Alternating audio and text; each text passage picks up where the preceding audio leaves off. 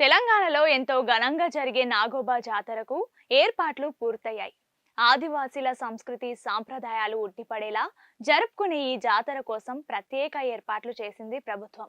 ఆదిలాబాద్ జిల్లా కేస్లాపూర్లో జరిగే నాగోబా జాతరకు దేశంలోనే రెండో అతిపెద్ద గిరిజన జాతరగా గుర్తింపు ఉంది. భక్తులు పెద్ద ఎత్తున తరలి వచ్చే అవకాశం ఉండడంతో అందుకు తగ్గట్టుగానే ఏర్పాట్లు చేసింది ప్రభుత్వం. ఈ రోజు రాత్రి ప్రారంభమయ్యే ఈ జాతర ఫిబ్రవరి 4 వరకు జరుగుతుంది.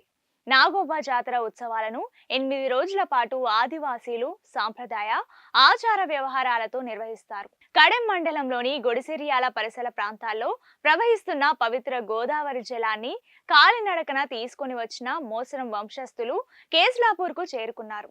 రాత్రి 10 గంటలకు మహాపూజతో జాతర ఉత్సవాలు ప్రారంభం కానున్నాయి. ఈ పవిత్ర జలాలతో నాగోబాను అభిషేకించనున్నారు. రాత్రంతా నాగదైవానికి మహాపూజ నిర్వహిస్తారు.